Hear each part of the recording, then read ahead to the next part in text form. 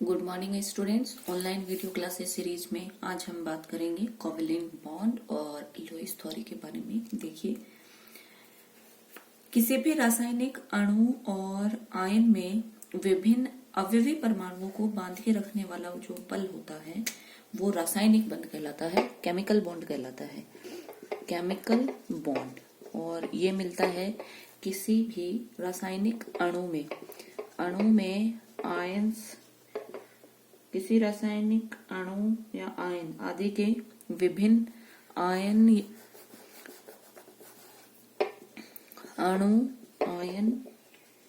या विभिन्न अवयवी परमाणुओं के बीच में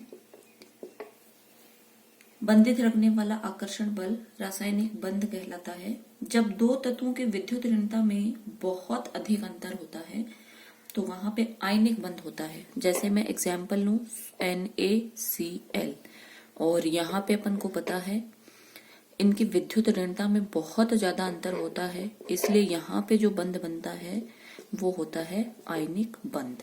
ठीक है, लेकिन जब समान अथवा लगभग समान विद्युत ऋणता वाले परमाणु एक दूसरे के संपर्क में आते हैं तो इनके बीच इलेक्ट्रॉनों की साझेदारी होती है, और साझेदारी से बना हुआ बंध सहसंयोजी बंध कहलाता है। जैसे अगर मैं बात करूं H2 अणु की, तो देखिए हाइड्रोजन अणु, इसके पास एक इलेक्ट्रॉन, ये दूसरा हाइड्रोजन अणु एक इलेक्ट्रॉन, दोनों की विद्युत ऋणता लगभग समान है, इलेक्ट्रॉनों का साझा होगा और H2 अणु बनेगा। क्लियर। सहसंयोजी बंध में साझा होने वाले इलेक्ट्रॉन पर दोनों परमाणुओं का अधिकार होता है, और इस प्रकार इलेक्ट्रॉन की साझेदारी से दोनों परमाणु अपनी निकटतम उत्कृष्ट गैस के जैसा विन्यास प्राप्त कर लेते हैं। अब देखिए, अब मैं बात करती हूँ लुईस थ्योरी की। ये तो बात हुई कोवेलेंट बॉन्ड क्या होता है। तो जहां कहीं पे भी बंधित होने वाले परमाणुओं की विद्युत ऋणता में यदि अंतर अधिक होगा तो आयनिक बंध बनेगा, लेकिन अगर लगभग समान विद्युत ऋणता वाले परमाणु आपस में बंधित होंगे तो इलेक्ट्रॉनों का साझा होगा, और इलेक्ट्रॉनों के साझे से कौन सा बंध बनेगा? कोवेलेंट बॉन्ड, सहसंयोजी बंध। और इस सहसंयोजी बंध पे दोनों परमाणुओं, या बोलूं इस बंध के इलेक्ट्रॉन पे दोनों परमाणुओं का समान अधिकार होता है, क्योंकि इन्होंने इलेक्ट्रॉनों का क्या किया है? साझा। क्लियर। और अब देखिए, इलेक्ट्रॉनों का जहां कहीं पे भी साझा होगा वहां पे अणु अपने बाह्य या बोलूं संयोजी कोश में 8 इलेक्ट्रॉन, और जिसको अपन बोलते हैं अष्टक नियम, 8 इलेक्ट्रॉन करने की कोशिश करता है, और जो किसका विन्यास होता है? उत्कृष्ट गैसों का, और ये सबसे ज्यादा स्थायी विन्यास होता है। क्लियर। अब देखिए लुईस थ्योरी के बारे में बात करते हैं। तो अभी अपन ने देखा कि दो परमाणुओं के मध्य परस्पर संयोजी इलेक्ट्रॉनों की साझेदारी से जो बंध बना उसको अपन ने कोवेलेंट बॉन्ड बोला। और कोवेलेंट बॉन्ड उन परमाणुओं के बीच में बनता है जिनमें इलेक्ट्रॉन त्यागने का गुण नहीं होता। इनकी बाह्यतम कक्षा में निकटतम अक्रिय गैस विन्यास की तुलना में इलेक्ट्रॉन कम होते हैं, और इस प्रकार से परमाणु परस्पर बंधित होते हैं तो स्थायी विन्यास प्राप्त करने के लिए आपस में इलेक्ट्रॉनों की साझेदारी कर लेते हैं। दोनों परमाणुओं द्वारा बराबर इलेक्ट्रॉनों की साझेदारी होती है, और दोनों परमाणु ही अक्रिय गैस विन्यास प्राप्त कर लेते हैं, अर्थात अपना अष्टक पूरा कर लेते हैं। और यदि मैं बात करूं CCl4 की, तो देखिए कार्बन के संयोजी कोश में कितने इलेक्ट्रॉन होते हैं? 4। ठीक है, अपन सबको पता है। इसका बाहर वाला जो कोश है उसमें कितने इलेक्ट्रॉन होते हैं? 4।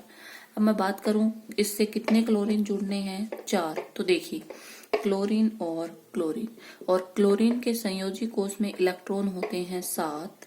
ये देखिए मैंने आप लोगों को दिखा दिए। और अगर इस क्लोरीन को कहीं से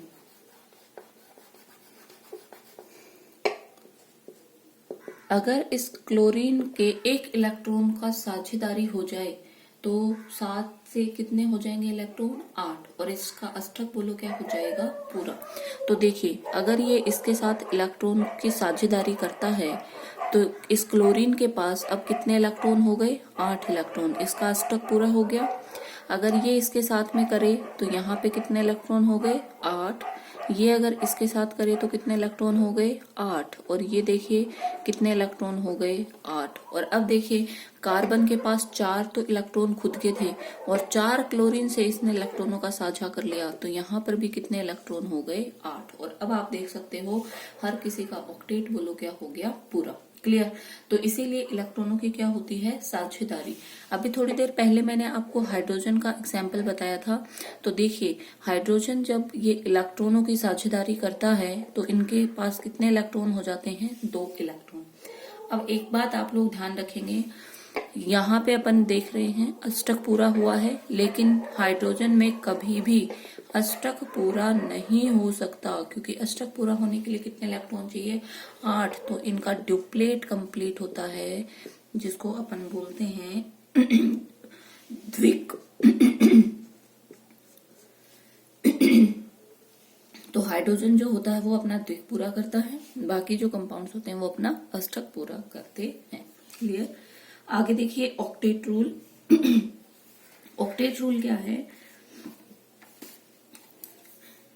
लुईस ने बताया कि अक्रिय गैस विन्यास प्राप्त करने के लिए जब 2 परमाणु परस्पर इलेक्ट्रॉनों की साझेदारी करते हैं तो उनके बाह्यतम कोश में 8 इलेक्ट्रॉन हो जाते हैं, जबकि हाइड्रोजन और हीलियम के अतिरिक्त सभी अक्रिय गैस विन्यास प्राप्त करने के लिए बाह्यतम कक्षा में 8 इलेक्ट्रॉन करने का प्रयास करते हैं, जबकि हाइड्रोजन और हीलियम अपना ड्यूप्लेट कंप्लीट करते हैं, द्विक विन्यास। तो लुईस ने बताया कि जैसे यहाँ पे देखिए क्लोरीन परमाणु की बाह्यतम कक्षा में 7 इलेक्ट्रॉन थे।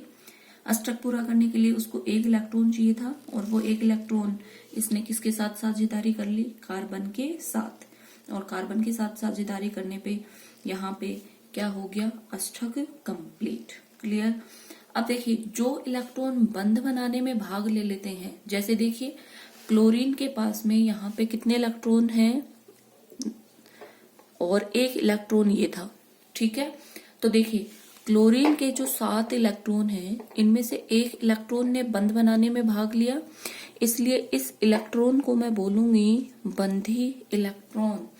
जबकि ये जो इलेक्ट्रॉन हैं जो बंध बनाने में भाग नहीं ले रहे हैं इन्हें मैं बोलूंगी अबंधी इलेक्ट्रॉन। और ये अबंधी इलेक्ट्रॉन इलेक्ट्रॉन युग्म के रूप में रहते हैं, जिनको अपन बोलते हैं लोन पेयर। क्लियर। तो ध्यान रखेंगे। ऐसे ही देखिए कार्बन के पास में कितने इलेक्ट्रॉन हैं? 1 2 3 4 4 इलेक्ट्रॉन हैं और चारों ने ही बंध बनाने में भाग लिया है, इसलिए मैं इसको क्या बोलूंगी? बंधी इलेक्ट्रॉन्स। क्लियर। कार्बन के पास में क्या कोई अनाबंधी इलेक्ट्रॉन है क्या? नहीं है, इसलिए लोन पेयर भी नहीं है। अब चलिए अगर मैं बात करूं, देखिए एक और एग्जांपल ले लेते हैं NH3। देखिए सबसे पहले मैं बात, सेंट्रल एटम में नाइट्रोजन है। ये देखिए नाइट्रोजन के वैलेंस सेल में कितने इलेक्ट्रॉन होते हैं? 5। मैंने दिखाया आप लोगों के सामने। इसका इलेक्ट्रॉनिक विन्यास लिखते हो तो 1s2 2s2 और 2p3। क्लियर। तो संयोजी कोष के कितने इलेक्ट्रॉन हो गए? 5। अब देखिए नाइट्रोजन को अगर अपना अष्टक पूरा करना है तो इसको कितने इलेक्ट्रॉन और चाहिए? 3। ठीक है। ये देखिए हाइड्रोजन है, हाइड्रोजन है और हाइड्रोजन है, और हर एक हाइड्रोजन के पास बोलो कितना कितना इलेक्ट्रॉन है? 1 इलेक्ट्रॉन। अब अपन को पता है हाइड्रोजन कभी भी अष्टक पूरा नहीं करता, हाइड्रोजन अपना ड्यूप्लेट कंप्लीट करता है। तो अगर ये हाइड्रोजन इस नाइट्रोजन के 1 इलेक्ट्रॉन के साथ साझेदारी कर ले तो देखना जरा इसके पास 2 इलेक्ट्रॉन हो गए क्या? एक खुद का था, एक साझेदारी, और साझेदारी के दोनों इलेक्ट्रॉन पे दोनों परमाणुओं का बराबर का हक होता, इसलिए इसका ड्यूप्लेट कंप्लीट हो गया। ऐसे ही अगर ये कर ले तो इसका भी ड्यूप्लेट कंप्लीट हुआ, और ऐसे ये साझेदारी कर ले तो ड्यूप्लेट बोलो क्या हो गया? कंप्लीट। अब देखिए नाइट्रोजन के पास पहले 5 इलेक्ट्रॉन थे, अब बोलो कितने इलेक्ट्रॉन हो गए? अब साझे 5 थे और 3 के साथ साझा कर लिया, बोलो कितने इलेक्ट्रॉन हो गए? 8 इलेक्ट्रॉन। अष्टक क्या हो गया? पूरा। क्लियर।